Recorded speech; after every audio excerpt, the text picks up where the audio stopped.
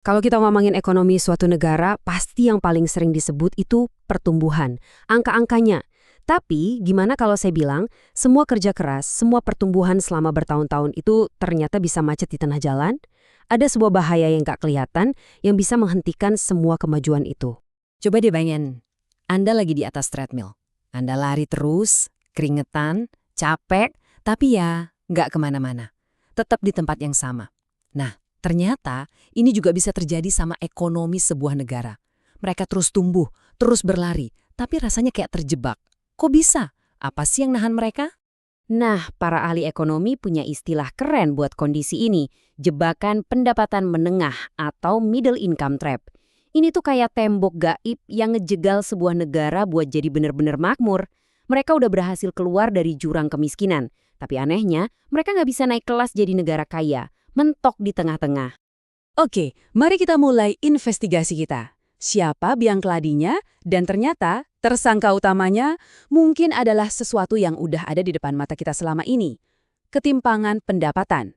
Jurang yang makin lebar antara mereka yang paling kaya dan mereka yang paling miskin di dalam satu negara. Oke, tapi ngomongin kesenjangan, kan rasanya abstrak banget ya. Gimana cara kita bener-bener melihat dan mengukurnya? Nah, ternyata para ekonom punya beberapa alat buat bikin jurang ini jadi kelihatan lebih nyata. Alat ukur utamanya itu namanya koefisien Gini. Gampangnya gini deh, anggap aja ini skor ketimpangan sebuah negara. Skalanya dari 0 sampai 1. Makin dekat ke angka 0, artinya makin merata pembagiannya. Sebaliknya, makin dekat ke angka 1, wih, artinya makin timpang. Simpel kan? Tapi sangat ampuh. Yuk, kita lihat langsung datanya dari Indonesia di tahun 2010. Anggap aja lingkaran ini kue ekonomi kita. Lihat deh potongan yang paling gede itu. Nah, itu jatahnya 20% orang paling kaya. Mereka makan hampir setengahnya sendiri, tepatnya 44%. Sementara 80% penduduk sisanya harus bagi-bagi sisanya. Jelas banget kan kalau pembagian kuenya nggak rata. Oke, jadi sekarang kita udah tahu cara ngukur ketimpangan. Pertanyaan besarnya, emang apa hubungannya sama ekonomi yang macet tadi? Kenapa ketimpangan ini bisa jadi rem buat pertumbuhan? Nah, ini semua karena ada sebuah mekanisme yang berbahaya. Ini dia nih, cara kerja lingkaran setannya. Kayak efek domino. Pertama, ekonomi tumbuh, tapi hasilnya cuma dinikmati segelintir orang aja. Kedua, akibatnya jurang si kaya dan si miskin jadi makin dalam. Ketiga, rasa nggak adil ini bisa memicu gejolak sosial dan politik.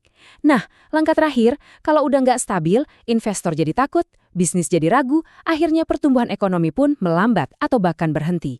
Dan siklus ini bisa terus berulang. Oke, teori ini kedengarannya masuk akal. Tapi apa beneran terjadi di dunia nyata? Coba kita intip beberapa negara lain. Kisah mereka bisa ngasih kita pelajaran penting banget tentang hubungan antara ketimpangan dan pertumbuhan ekonomi. Studi kasus pertama kita, Chili. Mereka ini bisa dibilang sang pelolos diri. Kenapa? Karena mereka salah satu negara yang berhasil lolos dari jebakan pendapatan menengah ini. Pertanyaannya, gimana caranya? Wow, lihat deh grafiknya. Ini jelas banget. Garis yang nunjukin tingkat ketimpangan di Chili sejak tahun 2000 itu turun terus. Dan coba tebak apa yang terjadi sama garis pendapatannya? Melesat naik. Ini bukti nyata kan? Pas mereka berhasil beresin masalah ketimpangan, ekonomi mereka langsung tancap gas menuju status negara maju. Sekarang kita bandingkan dua jalur yang beda banget. Di satu sisi ada Tiongkok. Ekonominya meroket gila-gilaan. Tapi ketimpangannya juga ikut meroket. Di sisi lain ada Brasil. Mereka kejebak lama banget di pendapatan menengah, 25 tahun. Pertumbuhannya baru kenceng lagi setelah mereka serius nurunin angka ketimpangan di awal tahun 2000-an. Dua jalan yang berbeda, hasilnya juga beda.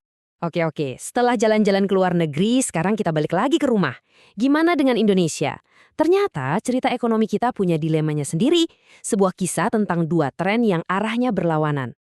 Kalau kita cuma lihat permukaannya aja, data ekonomi kita dari 2004 sampai 2013 itu kelihatan bagus banget. Pertumbuhan ekonomi naik, pengangguran turun, kemiskinan juga turun. Kelihatannya sukses besar kan? Nah, jadi apa dong masalahnya? Kan kelihatannya semua baik-baik aja. Nah, ini dia masalahnya, tersembunyi di balik angka-angka tadi. Walaupun kue ekonomi kita makin besar, porsi yang dimakan sama 20% orang terkaya itu ternyata makin gede juga. Dari 39% di tahun 1990 naik jadi 44% di tahun 2010. Dan grafik ini nunjukin inti dilema kita dengan sangat jelas. Coba perhatiin, garis pendapatan per kapita kita memang naik terus, itu kabar baik. Tapi, lihat garis yang satunya. Garis koefisien Gini, alias tingkat ketimpangan. Ternyata dia juga ikut naik. Inilah paradoksnya. Sebagai sebuah negara, kita makin kaya. Tapi sebagai masyarakat, jurang di antara kita justru makin lebar.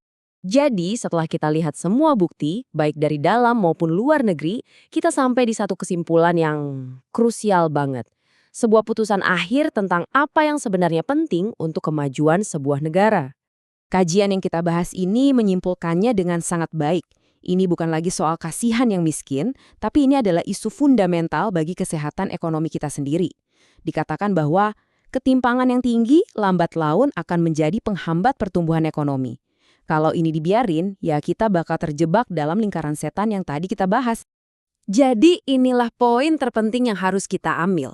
Ini bukan soal seberapa besar angka pertumbuhannya, tapi soal bagaimana pertumbuhan itu dirasakan oleh semua orang. Ekonomi yang dibangun di atas ketimpangan itu ibarat bangunan tinggi tapi fondasinya rapuh.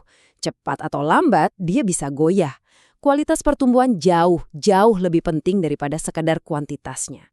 Dan pada akhirnya, semua ini kembali ke satu pertanyaan yang sangat mendasar buat kita semua. Buat apa punya kue ekonomi yang makin besar kalau yang bisa makan cuma itu-itu aja?